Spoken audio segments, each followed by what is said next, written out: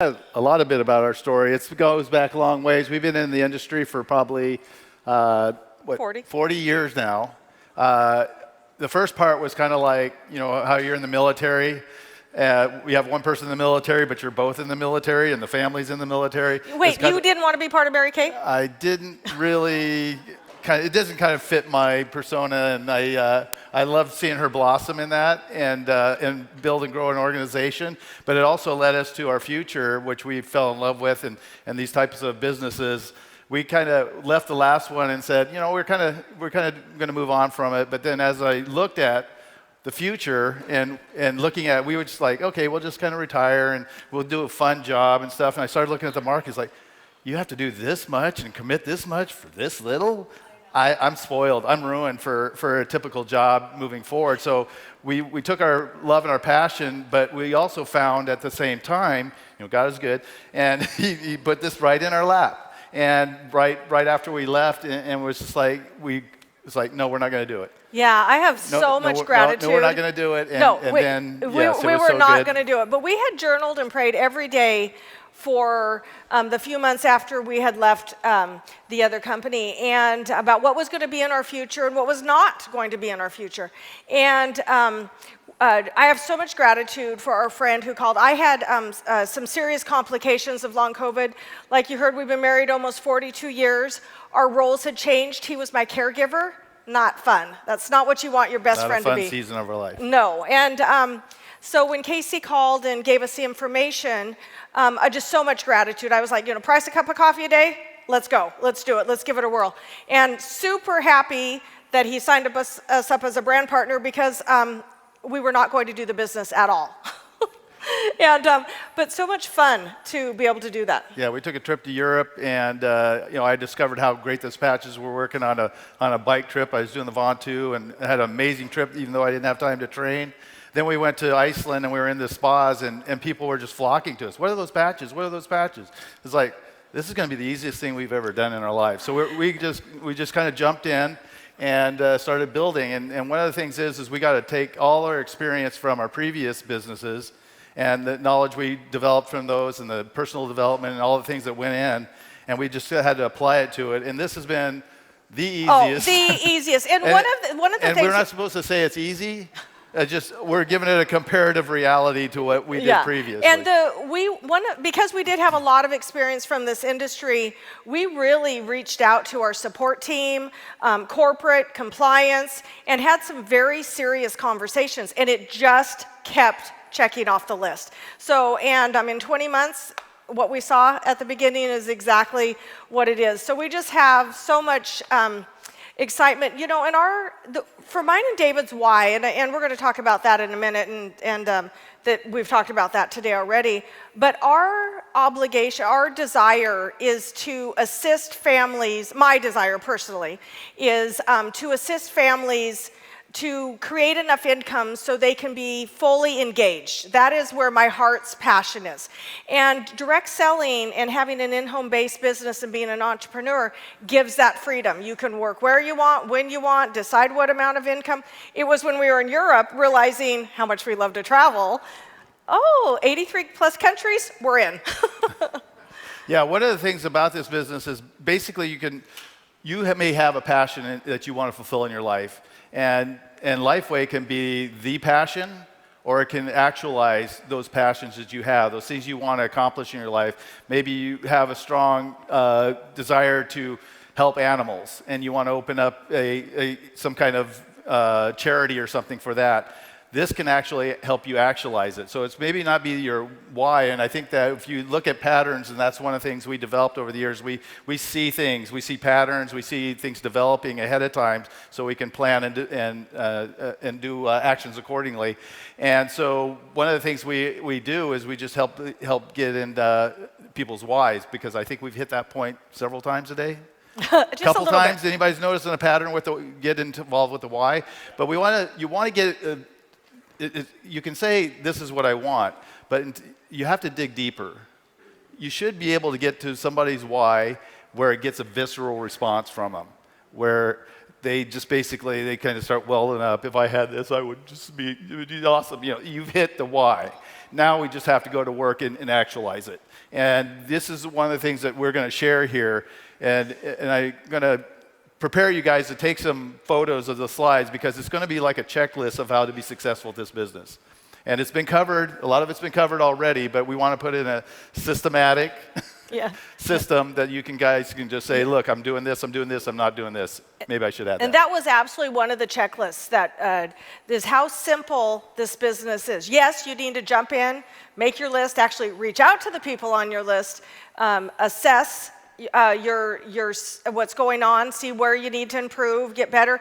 But the system was already there and in place, and that's why one of the additional reasons we jumped in. But you know, also about your why is what makes you happy and what makes you smile and what makes you cry.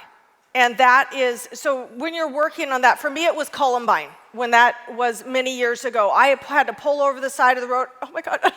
Every single time I say this. Every single time. Because that family needed to work extra hours to be able to supply their life, and that's why their son, they didn't know what was going on with their son. And that is when I got beyond clear from my passion. And the direct selling world does it. So I really hope and pray that you guys get really clear on your passion. But also the other thing is when you're working with your team, find out what theirs is. Whether it supports whether it's your what's going on with you or your desire, it doesn't matter, it's theirs.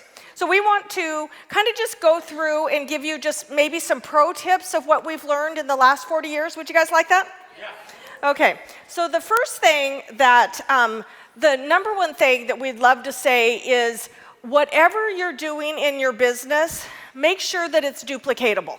Every step along the way. Well, they say everything duplicates, good, bad, and the ugly. The good, the bad, the ugly. You want to focus in on the good stuff. Yeah, and you want to, so for example, when someone starts asking me scientific information, I send them some more information. I don't answer any of those questions because if somebody doesn't have the confidence to do that, they maybe won't look at it as a business. Oh gosh, if she has to answer all that, then, and I could never do that, then I'm not going to do the business. Okay, so one of the, we basically, the first year we were in this business, we created a copy and paste business. That was what we did. We absolutely used the tools that had already been created for us. So just the different things of, you know, your initial reach out, make it easy, make it simple, you know, those types of things. And your conversation after they've done some of their homework. You know, and then how you launch them. Just remember that everything you do duplicates. And that's probably why we've got to 11,000 brand partners on our team, because it's just completely duplicatable. And the, little things like this, like what I was saying, is the people on your list, when you reach out to them, just make the call simple. Make it real, make it authentic. And that would be the other thing, is the more you can be relatable and authentic, people will be really more attracted to you. And I'm super glad that how, I'll go normal, are we normal? Abby normal. Yeah, Abby normal. But that I think that's why we've been able to create such a big business, because we're not super advanced or super techie or anything like that, and people are comfortable. Yes. Around that. So the just the different tools that we've used, the videos, the website, the live presentations. The business we came from before was a coaching model. We only brought over maybe 10% of that, but we do use a Patch Convo tracker to take copious notes. So we're really listening to what they're saying, because ultimately you want to be talking to so many people, and if you don't take copious notes, you're not going to remember what they say. I mean, I think we've launched like 200 brand partners personally, and so that's really vital. Yeah, we kind of fall under the Zig Ziglar rule. If you know, the quote is, you help enough people get what they want, you'll get what you want just by a result. And so we really want to focus on people's success in this business. And it really is, I mean, we truly come from that place. It's like, we want you to be successful. What can we do to help you? Are you willing? But we have to also counter that and balance that with, we will match our time with your efforts. We're not going to chase after you. But when you raise your hand, we're going to be there. We're going to help you get what you want when you're ready and when you're willing to make those jumps. And sometimes it's like a 90-day spurt, and then they're settling into wherever they grew to, and then so on and so forth. But we meet them where they're at, and we help, and we really focus on their success. And we know if we do that, we're going to be successful in this business. It has, and it's already been covered today. But one of the things that I've learned it in our previous years is listen to what people do, not what they say. We've got 24 hours in a day, run with the runners and hold space for other people. This is a share call, I'm not gonna go through it much, but one of the things I wanna say is when I do a share call after I've had somebody do a little bit of homework, because there's so many easy ways to do homework. So I want them to have done a little bit of homework before I get on a call to share it with. But I keep the cadence of it exactly the same because every step along the way is a training. And if I go in a 45-minute call and their life is really busy, why would they join as a brand partner? Because they wouldn't think they would have time for it. So, the other thing is just, the steps along the way is, help them decide what bundle they want. Again, keep track of the different things because the goal, again, is for you to be starting so many, and I say this kind of as a joke, but start so many that you can't keep track of them. That is, let's get this out. But the one thing that I don't think I started doing until 3 or 4 months in, and Carrie Robertson trained this to me. She probably said it many times, but I didn't hear it until then. That's one thing we'd like you guys to think about. What has already been trained on that you haven't heard yet, but maybe you heard today? Yeah, is after they decide how they're going to get this technology on their body, ask them who came to your heart and mind that was that you want to share this with, and write down their names, and even ask a little bit about them. And you'll catch on in just a minute how you're, what that goes on. Whoops. So just again, the steps, we've got it all, is again, duplicatable. So after we set up their account, we send them their information. I send them a video so that they can share it with those people that they love. And then one of the other things I like to do is send that really great video that David Schmidt did on a monthly, which is how to understand X39 and Eon. And that's kind of like little homework that they do while their patch is arriving. I think we started 9 people before our patches arrived because we started doing our homework. Because we just really, once you really do your homework, you understand the technology. And then one of the other main things that has really made a difference in what we do is when their patches arrive, we do a patch placement conversation. And this right there entices them even a little bit more. Even though we've maybe done all the explanation of where the patches will go, how much to wear them, by the time they place their order and they arrive, a lot has gone on in their life. And they don't really know where to place it, how to place it, how many hours to place it, do I wear it for 24 hours, that. So that conversation is important. But my favorite part and the most successful part of that phone call is, again, to talk to them about who's on their heart and mind that they also want to share the technology, and that's what launches them. So that's probably one of the greatest things. Yeah, they've already started making their list. Yeah, and even if somebody thinks that they're just probably going to be maybe a wholesale user, they don't think they're going to share, even though they maybe don't want to share, build a business, once they have the changes in their body, they're not going to want to keep it to themselves. I often say, if you want to be completely selfish and not tell anybody, that's okay. But joking, of course. But there's people they love, and what we've started to do is just kind of entice them to be open and understand what's available a little bit more. And here's some steps that I'm going to talk to you about that shows this. But I want to add one thing. I had long COVID so bad that my brain fog was horrendous. If I would have heard really a lot about the business that first month, I wouldn't have understood it. So I started to really take that type of things into consideration. We've been quite surprised that we've had several people who have come in And then 5 or 6 months into it, they're like, okay, I'm open. Let's see what's going on with this. So but little ways to entice them, hand feed presentations to them, so that they know, they get it from you. Check in on day 1, 2, or 3. All patched up? That's hard coaching though. All patched up? Yeah, friendly competition is always good. And then leave nothing to chance.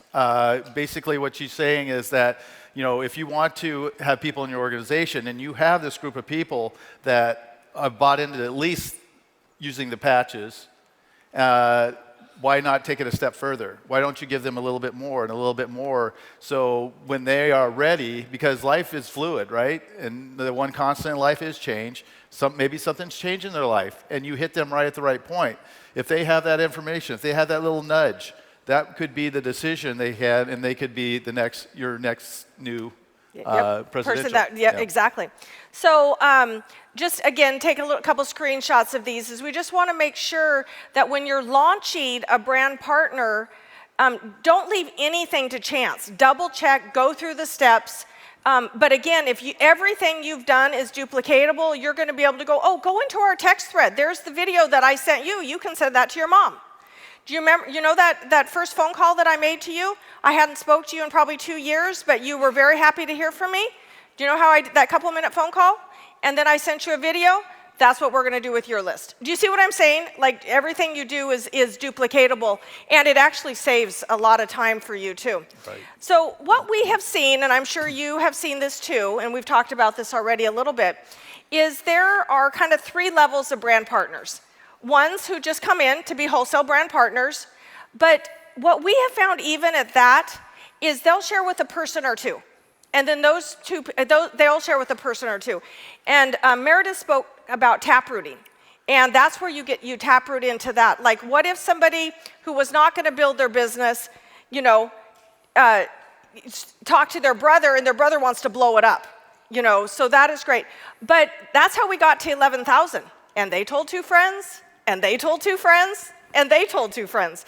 So, but also we have brand partners who want to say they want to build, but they're not doing it yet. That's where you get to do things that entice them and make it simple and going for them. But again, remember to listen to what people do, not what they say. And what that also does is it creates a push-pull. So if somebody that they brought in or shared the patches with is starting to get interested in the business, starts building the business, what's happening underneath them? Their business is growing, and now they have more of an incentive to jump in. And some people just need a different jumping off point before they make their full decision. And these types of things help. So basically, we did this in previous businesses that were similar, but the thing is that people were building to a certain level, but we went and worked with people down below, and they started building big businesses, and then everybody in that line of business, and we're talking 11 levels down, every one of them started building their businesses and growing bigger businesses. So that's all in your business. So it's really a good incentive to really taproot into your organization. And they can grab a binary spot. I mean, I think we maybe start 2 PCs and to be able to use a push-pull and do all that. And then, of course, the goal is ultimately to have tons of amazing brand partners who want to blow it up. And, just take a screenshot of this, and we only have about a minute left. But when you do 3-way calls, this is the one thing I want to say, is when I do a 3-way call, sure, I want to assist maybe their mom get started or their best friend. That's not my desired outcome on the call. My desired outcome is to transfer the skill. That is that, because if they've done their homework, they're going to get on the technology. But my goal is to transfer the skill. And you do just kind of process through it. But the main thing with duplication is you do it for them, do it with them, watch them do it, and then watch them teach it, and just double checking those things along the way. And just-in-time training, don't overwhelm your team. Just give a little bit of what they want. And then like David talked about, their why. But the last pro tips we want to give, and we're going to just be a couple seconds over, is, again, run with the runners, walk with the walkers, so they feel safe and they feel confident with you, and hold space. They feel because valued. they feel valued. And hold space, because let me tell you, a lot of people we've held space for are the ones that are blowing it up. And again, everything duplicatable, just-in-time training, and leave nothing to chance. Double check. The back office reports, Meredith, dang, you guys got them going on. So you can check everything. So thank you for letting us share, and thank you, LifeWave. Yeah.